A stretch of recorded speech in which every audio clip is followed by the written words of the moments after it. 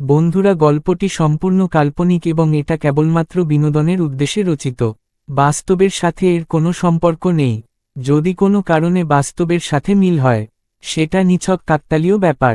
এর জন্য চ্যানেল কোনোভাবে দায়ী নয়। ধন্যবাদ। ভয়ঙ্কর ভূতের গল্প। আমার প্রিয় বন্ধুরা, সবাই কেমন আছো? আশা করি ভালোই আছো। আমি রাজীব। আজ তোমাদের জন্য একটা নতুন গল্প নিয়ে হাজির হয়েছি। গল্পটার নাম নরকের আত্মা। রাতের অন্ধকার ঘনিয়ে এসেছে। দূরে কোথাও শেয়ালের ডাক শোনা যাচ্ছে। শীতলপুর গ্রামের পাশে এক পুরনো শ্মশান, যেখানে বহু বছর কেউ পা রাখে না। নাম তার কালমোহন শ্মশান। লোককথা আছে, সেখানে নাকি এক ভয়ানক আত্মা ঘুরে বেড়ায়, যার চোখ জ্বলজ্বল করে আগুনের মতো, আর সে নরকের দূত হয়ে ফিরে এসেছে পৃথিবীতে। তরুণ এক সাংবাদিক, রুদ্র, শহর থেকে গ্রামে এসেছে এই শ্মশানকে কেন্দ্র করে ছড়িয়ে পড়া গুজব খতিয়ে দেখতে। গ্রামের মানুষজন সবাই ভয় পায়, কেউ রাত্রে বাড়ির বাইরে বের হয় না, আর কালমোহন শ্মশান তো দূরের কথা। গ্রামে এসেই রুদ্র খেয়াল করল, লোকজন তার দিকে অদ্ভুত চোখে তাকায়। সে এক বৃদ্ধার সঙ্গে কথা বলল, যার নাম চম্পা দাদি। তিনি কাপা গলায় বললেন, বাবা, শ্মশানে যেও না। আজ থেকে ঠিক 21 বছর আগে যে অভিশাপ পড়েছিল, তার সময় আবার ফিরেছে। সেই আত্মা এখনো ঘুমায় না। রুদ্র হেসে উড়িয়ে দিল সব। সাংবাদিক হিসেবে সে ভয় শব্দটা বিশ্বাস করে না। পরদিন রাতে সে একা পা রাখল কালমোহন শ্মশানের ভেতর। হঠাৎ এক ঠান্ডা হাওয়া বয়ে গেল। চারপাশ নিস্তব্ধ। রুদ্র যখন ক্যামেরা তুলছিল, তখনই শোনা গেল এক ঘন গর্জন। কেউ যেন দীর্ঘশ্বাস ফেলছে মাটির নিচ থেকে। এক সময় শ্মশানের মাটিতে একটা দাগ দেখতে পেল রুদ্র, ঠিক যেন কারো নখ দিয়ে খোঁচানো। আর তার পাশে লেখা, আমি ফিরে এসেছি। রুদ্র যখন মাটির উপর আমি ফিরে এসেছি লেখা দেখল, তখন তার শরীর ঠান্ডা হয়ে এল। সে বুঝতে পারল, এটা শুধু কল্পকাহিনী নয়, এখানে কিছু একটা ভয়ঙ্কর সত্য লুকিয়ে আছে। পরদিন সকালে সে চম্পা দাদির কাছে আবার গেল। রুদ্র এবার আর হাসল না, তার চোখে ছিল ভয় আর কৌতূহল। চম্পা দাদি চুপ করে তাকিয়ে রইলেন রুদ্রর দিকে। তারপর আস্তে করে বললেন, তুই সত্যি জানতে চাস? তবে শোনো, 21 বছর আগে এই গ্রামে একটা ভয়ঙ্কর ঘটনা ঘটেছিল। তখনকার মূল্য হরিপদ সরকার ছিল অত্যন্ত নিষ্ঠুর আর লোভী। সে বিশ্বাস করত, শ্মশানে বিশেষ এক তান্ত্রিক ক্রিয়া করলে অমর হওয়া যায়। তার কথায়, শ্মশানের গভীরে নরকের দরজা আছে। সেখান দিয়ে একবার যদি কোনো আত্মা ঢোকে, তাহলে সে আর মানুষ থাকে না, সে হয়ে যায় নরকের আত্মা। রুদ্র বিস্ময় বলল, তাহলে মরলি কি? চম্পা দাদি মাথা নেড়ে বললেন, হ্যাঁ, হরিপদ সেই তান্ত্রিক তপস্যা শুরু করেছিল, কিন্তু সেই সাধনার শেষ রাতে কিছু ভুল করে ফেলেছিল। ফলাফল, তার শরীর পুড়ে ছাই হয়ে যায়, কিন্তু আত্মা আটকে পড়ে কালমোহন শ্মশানের নিচে। নরকের গহ্বরে গ্রামের 4 জন যুবক তাকে আটকাতে গিয়েছিল।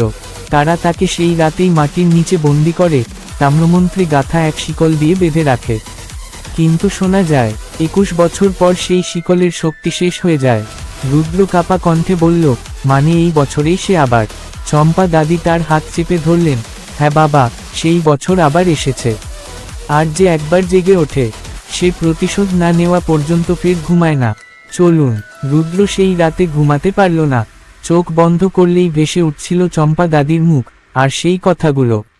সে জেগে উঠেছে। পরদিন সকালে রুদ্র গেল গ্রামের এক পুরনো লাইব্রেরির দিকে, যেটা একসময় মল্ল হরিপদের বাড়ি ছিল। এখন সেটা তালাবন্ধ, প্রায় ধ্বংসপ্রায় একটা ভাঙা দালান। কিন্তু স্থানীয় কিছু লোক বলল, হরিপদের তান্ত্রিক সাধনার খোঁজখবর সেই বাড়িতেই ছিল। রুদ্র কৌশলে জানালা ভেঙে ঢুকল ভেতরে। ছায়াঘেরা ঘরটা অদ্ভুত ঠান্ডা।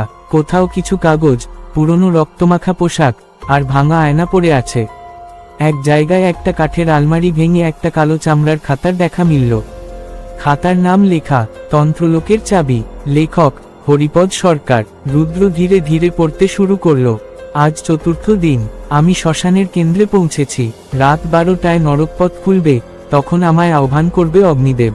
আমি তার দেহধারী হব, আমি অমর হব। কিন্তু কিছু ভুল হয়েছে। আজ আমি কারো গলা শুনেছি, কে যেন বলেছে, ফিরে যা মানুষ। আমি ভয় পেয়েছি, তবু আমি থাম না। আগামী পূর্ণিমায় আমি আত্মা আহ্বান করব। যদি আমি ব্যর্থ হই, আমার আত্মাও আটকে যাবে এই মাটির নিচে, নরকের দ্বারে। রুদ্র যখন এই অংশে পৌঁছল, তখন বাইরে বজ্রপাত শুরু হলো। জানলার পর্দা ঝাপটাতে থাকলো। হঠাৎ খাতার একটা পাতা উল্টে গেল নিজে নিজেই।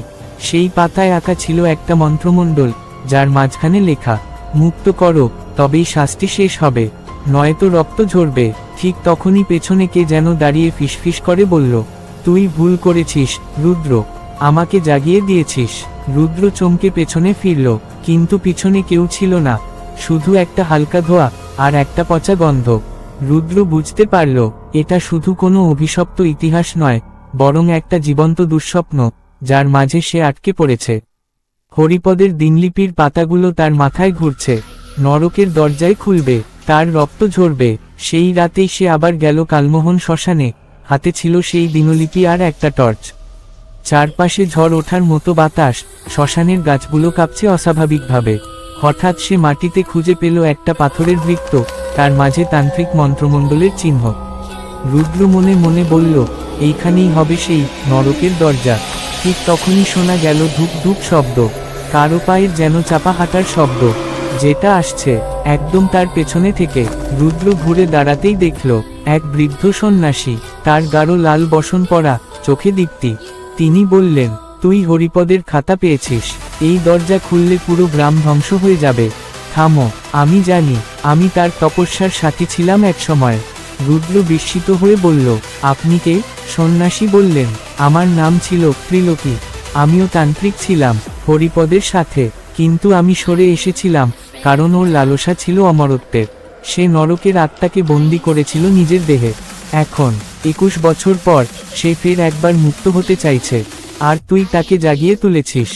রুদ্র বলল, তাহলে আমি কি করব?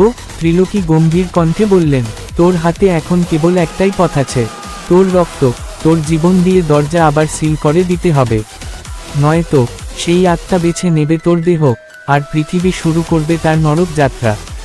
হঠাৎ করে মাটি কেঁপে উঠল, সেই পাথরের বৃত্ত কেটে গেল, ভেতর থেকে জ্বলন্ত ধোঁয়া বেরোতে লাগলো, আর এক গর্জন শোনা গেল, আমি এসেছি।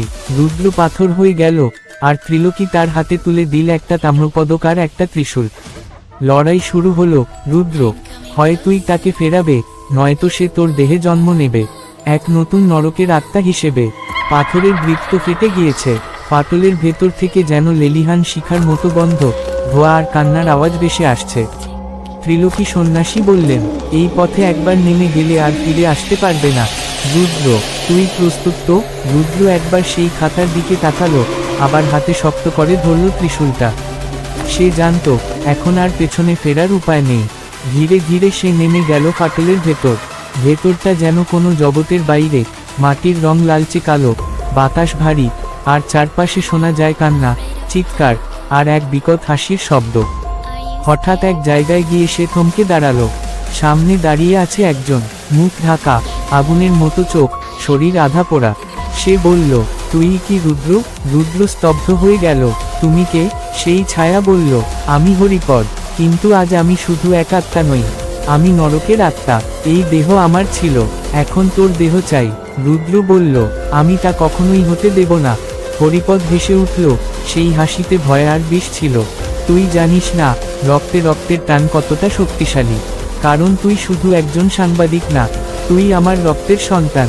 রুদ্র চমকে উঠল, তুমি আমার বাবা? হরিপদ বলল, হ্যাঁ, তোর মা তোর জন্মের পরেই পালিয়েছিল, কারণ সে জানতো আমি কি হতে চলেছি, কিন্তু আজ তুই নিজে এসেছিস আমার কাছে, বংশের উত্তরসূরি হয়ে শেষ করবি আমার অপূর্ণ সাধনা। রুদ্র দিশেহারা, তার বিশ্বাস ভেঙে চুরমার হয়ে যাচ্ছে। একদিকে তার সামনে দাঁড়িয়ে এক ভয়ঙ্কর আত্মা, তার নিজের রক্ত, আরেকদিকে ত্রিলোকির উপদেশ, যদি সে তোর দেহে প্রবেশ করে, নরকের দরজা খুলে যাবে পুরো পৃথিবীর জন্য। ঠিক তখন হরিপদ সামনে এগিয়ে এল, তাকে জড়িয়ে ধরল, চল, এবার আমার ভিতর আয়। রুদ্র কাঁপছে, তার হাতে ত্রিশূল, তার সামনে সত্য, আর তার চারপাশে নরকের ছায়া। হরিপদ, নরকের আত্মা তখন রুদ্রকে জড়িয়ে ধরেছে। চারপাশের অন্ধকার ঘনীভূত হচ্ছে, বাতাসে ছড়িয়ে পড়ছে এক শীতল বিষের গন্ধ। রুদ্রের শরীর কাঁপছে, আর মাথায় ঘুরছে শত প্রশ্ন। এই আমার বাবা? এই সে মানুষ যে নিজের আত্মাকে বিক্রি করেছিল নরকের দরজায়?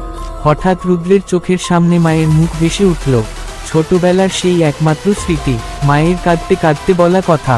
রুদ্র, যদি কখনো এক অদ্ভুত টান অনুভব করিস, মনে রাখিস, ভালোবাসা সব সময় রক্ত নয়, ঠিক অথবা ভুলটা বেছে নিতে ভয় পাবি না। রুদ্র ঠান্ডা গলায় বলল, তুমি হয়তো আমার রক্তের লোক, কিন্তু আমি তোমার উত্তরসূরি হতে পারি না।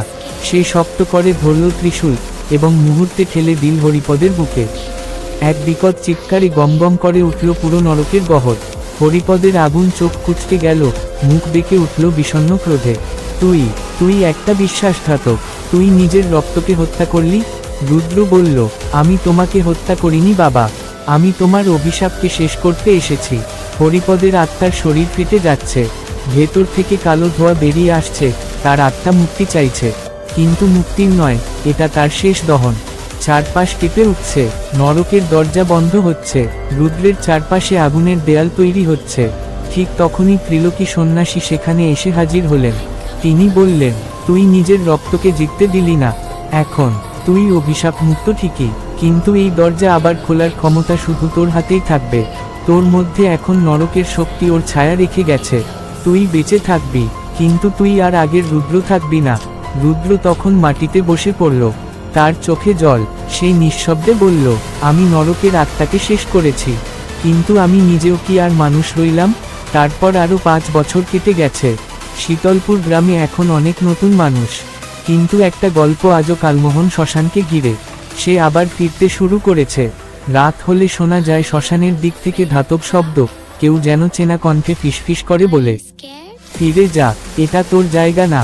গ্রামের বাচ্চারা ভয় পায়, বৃদ্ধেরা আবার ঘর বন্ধ করে রাখে সূর্য ডোবার পর, কারণ কেউ কেউ বলেছে একজন দাঁড়িয়ে থাকে, তার আগুনের মতো চোখ জ্বলে, তার হাতে ত্রিশূল, গায়ে রক্তের দাগ। তবে সে মানুষ নয়, সে আত্মাও নয়। এক রাতে এক দল শহুরে ট্যুরিস্ট শ্মশানের দিকে যায় অ্যাডভেঞ্চার করতে। তারা মজা করে, ছবি তোলে, হেসে বলে, ভূত কোথায়? ঠিক তখনই ক্যামেরার ফ্ল্যাশ পড়ে এক চেহারার উপর। দাঁড়িয়ে আছে আগুনের চোখওয়ালা এক ব্যক্তি, তার মুখ অর্ধেক পুড়ে গেছে, তার ঠোঁট কাঁপছে, আর সে বলছে, আমি শেষ করিনি, আমি পাহারা দিচ্ছি। পরদিন শহরে খবর ছড়ায়, একজন ট্যুরিস্ট নিখোঁজ, তার ক্যামেরায় শেষ ছবি, শুধু এক আগুন চোখের ছায়া।